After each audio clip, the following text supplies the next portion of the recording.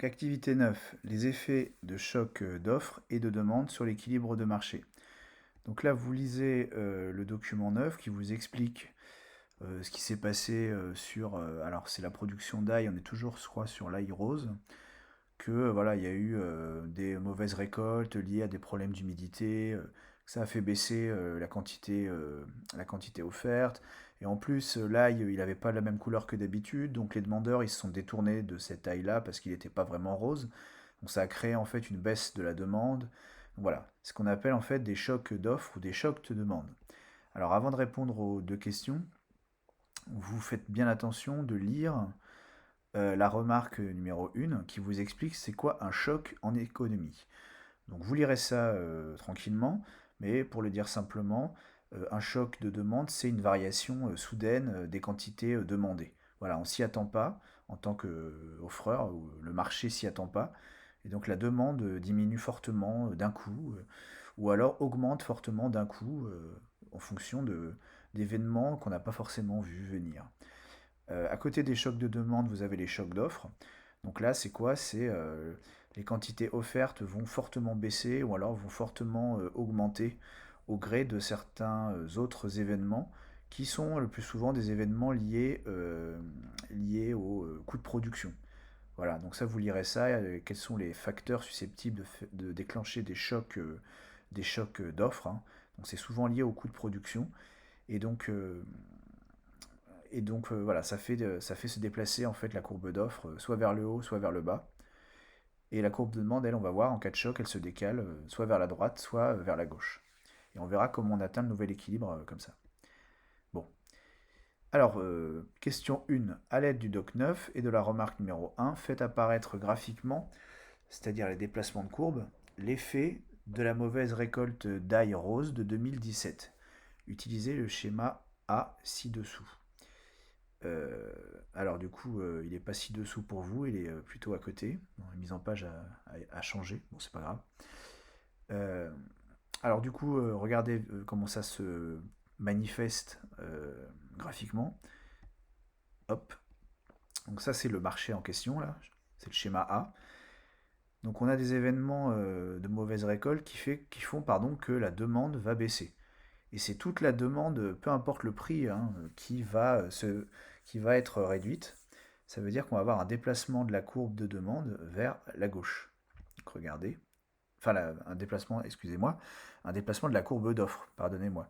C'est mauvaise récolte, c'est l'offre hein, qui varie. Donc là, c'est un mauvais événement qui fait qu'on va pouvoir offrir une plus petite quantité d'ail. Donc là, vous voyez, on va se décaler vers la gauche. Hop. Donc, on voit la courbe qui se déplace jusqu'à ce qu'on atteigne la nouvelle quantité. Alors ça, c'est pour après. Nouvelle quantité, euh, nouvelle quantité offerte. Alors, tout à l'heure, j'ai dit que souvent les chocs d'offres, ça faisait se déplacer la courbe vers le haut ou vers le bas. Bon, là, c'est un cas exceptionnel parce que là, cette histoire de mauvaise récolte, là, ça fait vraiment que c'est la quantité offerte qui diminue. Mais il y a d'autres cas où c'est vraiment, voilà, c'est les coûts de production. Et quand c'est les coûts de production qui varient, la courbe d'offre se déplace vers le haut ou vers le bas. Ce qui, graphiquement, revient à exactement la même chose que si elle se déplaçait de la gauche vers la droite. Bon, je referme la parenthèse. Donc voilà. Question 2. La mauvaise récolte ayant affecté la couleur de l'ail rose, les consommateurs délaissent ce produit pour un substitut. Ils vont se rabattre sur de l'ail blanc ou de l'ail violet, puisque là, ils ont plus confiance dans l'ail rose, parce qu'il n'a pas la couleur habituelle. Ils ont peur de se faire arnaquer. Donc ils achètent une autre variété d'ail qui, elle, n'a pas changé. Alors là, ça veut dire que c'est la courbe de demande qui va se déplacer, puisque là, c'est les préférences des consommateurs qui sont impactées par cette histoire. Alors donc, hop, donc là on voit bien qu'il y a un écart entre la quantité demandée et la quantité offerte. Donc ça c'est pour décrire un peu la situation de déséquilibre. Donc là on voit bien qu'il y a une quantité demandée qui est inférieure, enfin supérieure à la quantité offerte. Ah oui, alors en fait je réponds pas à la question 2 là en fait. Je suis en train de décrire le mécanisme de retour à l'équilibre suite à la question 1. Là, j'ai un petit peu été vite. Bon, c'est pas très grave. Donc comment est-ce qu'on revient à l'équilibre? C'est en trois étapes. La quantité demandée Hop. Ignorer. Hop. Donc la quantité demandée est supérieure à la quantité offerte. Ça veut dire que les demandeurs vont se faire concurrence pour obtenir le bien qu'ils désirent. Comme il n'y en a pas pour tout le monde, ils vont se faire concurrence et ils vont accepter qu'il y ait des prix plus élevés qui se fassent. Donc certains demandeurs acceptent alors de payer plus cher. Les autres se retirent du marché car ils ne sont pas disposés à payer plus cher pour ce produit. Donc la demande va diminuer. Et troisième étape, progressivement le prix augmente, ce qui attire de nouveaux offreurs et incite les autres à proposer à la vente une plus grande quantité. Donc là c'est vraiment, j'en ai fait exprès de faire 3 étapes parce que sinon on se perd. Il y a 3 étapes donc qui expliquent comment on passe d'une situation où il y a un déséquilibre sur le marché suite à un choc à une situation où on retrouve l'équilibre entre les quantités offertes et demandées. Alors il y a 4 étapes, pardon. Donc quatrième étape, c'est jusqu'à atteindre le nouvel équilibre. Bon, en fait, je l'avais dit, mais c'est la quatrième étape. Alors graphiquement, qu'est-ce qui va se passer? Regardez bien. Donc, je me suis embêté pour que vous ayez des beaux schémas. Donc hop, regardez. Là, le prix, il augmente en fait. Je remets en arrière. Hop, on est là. Plus le prix, il augmente, plus l'écart entre la quantité offerte et demandée se résorbe en fait. La quantité demandée diminue puisque le prix augmente, et la quantité offerte augmente parce que le prix augmente. Donc on se déplace le long des deux courbes jusqu'à atteindre une situation où on est de nouveau à l'équilibre. Ok? Vous avez bien vu, vous remettrez marche arrière, mais plus on augmente le prix, plus l'écart se résorbe entre les deux, entre les quantités offertes et demandées. Et il y a un nouveau prix au sein duquel l'égalité offre et demande est de nouveau valable. C'est notre nouveau point d'équilibre. Donc nous avons ici l'ancien prix. Cet écart-là, c'est l'ancien prix. Ici, on a l'ancienne quantité échangée sur le marché à l'ancien équilibre. Donc, ancienne quantité échangée. Et voilà. Donc, c'est à peu près tout. Donc, on passe, du coup, maintenant, on répond à la question 2. Donc là, le choc de demande, lié au fait que l'ail rose n'a plus la bonne couleur. Donc là, les demandeurs vont vouloir une quantité plus faible, peu importe le prix. Le prix n'a plus d'importance puisque de toute façon, le produit est plus le même que d'habitude. Donc ils sont un petit peu refroidis et les acheteurs, ils ont un peu peur. Donc ils vont en demander moins, peu importe le prix. Donc ça veut dire qu'on va avoir un déplacement de la courbe de demande vers la gauche. On se rapproche on va vers des quantités plus faibles. Hop. Et donc on atteint la nouvelle situation. Donc là, on a un déséquilibre. D'accord? Avant, on était là en fait. Le point d'équilibre, il était là. La courbe s'est déplacée vers la gauche. Et maintenant, il y a un écart entre la quantité offerte par les offreurs et la quantité demandée par les clients, pour ce même niveau de prix. Donc le marché va s'ajuster pour revenir à un point d'équilibre. Alors comment ça va se passer? Donc là, on a bien un écart entre la quantité offerte et la quantité demandée. Donc c'est un déséquilibre. L'offre est supérieure à la demande.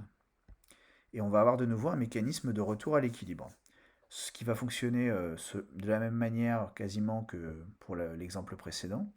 Première étape, la quantité demandée est inférieure à la quantité offerte, c'est-à-dire que les offreurs se font concurrence.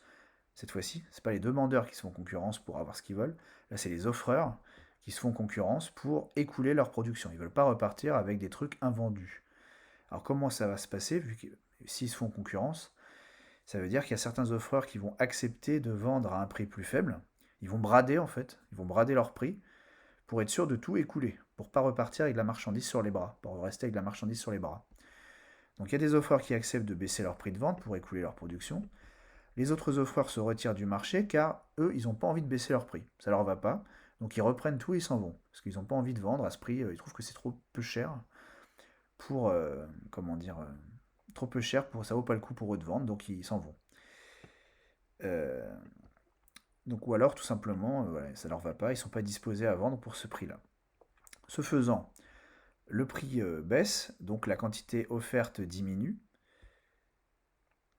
Et comme le prix baisse, eh bien, la quantité demandée par les acheteurs, elle augmente. Puisqu'on n'arrête pas de dire que quand le prix baisse, la demande augmente.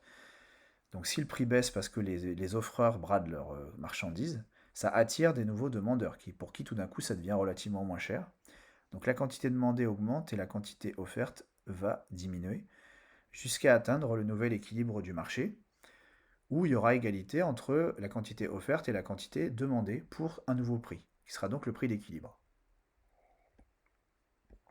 Comment ça se manifeste graphiquement?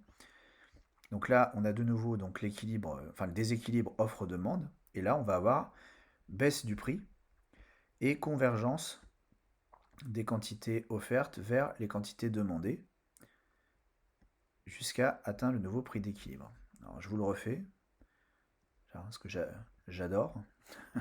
J'ai passé beaucoup de temps à faire ces graphiques, alors vous voyez bien, plus le prix baisse, plus les quantités demandées augmentent et la quantité offerte diminue, jusqu'à ce qu'elles se rejoignent en un seul et même point, qui est donc le point d'équilibre, où la quantité offerte est égale à la quantité demandée pour un certain prix P étoile, c'est-à-dire le prix d'équilibre.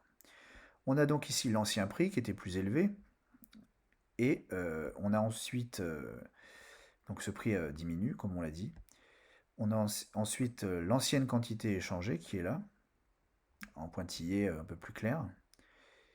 Et donc cette quantité est plus faible qu'avant. Donc au nouvel équilibre du marché, si vous voulez, on a des quantités échangées plus faibles à un prix plus faible. Voilà. Mais on est quand même à l'équilibre. D'accord? C'est un équilibre où il y a moins de choses échangées et pour moins cher. Voilà. Donc c'est bon. Alors voilà, pour les mécanismes de retour à l'équilibre que j'ai décrits, en fait, oui, je suis allé un peu vite. Donc bah vous devez les recopier ici. D'accord? Vous pouvez le recopier à côté si vous préférez, mais bon, voilà, là, il y a des lignes. Ça permet de pas trop se disperser. Et là, vous avez un petit 3, donc voilà, une espèce de synthèse avec des blancs pour voir si vous avez bien compris. Donc, il faut placer les bons termes aux bons endroits. Et donc, alors la correction, là, vous l'avez ici. Hop. Alors, pandémie au pluriel. Et donc là, vous avez la correction de la synthèse à trous. Donc voilà, ça reprend tout ce que j'ai dit jusqu'à présent. Voilà, normalement, il n'y a pas d'erreur. Vous devriez pas avoir de problème de compréhension pour comprendre ces paragraphes-là. Voilà, donc c'est tout pour aujourd'hui. Donc voilà, avec quelques vidéos pour vous occuper.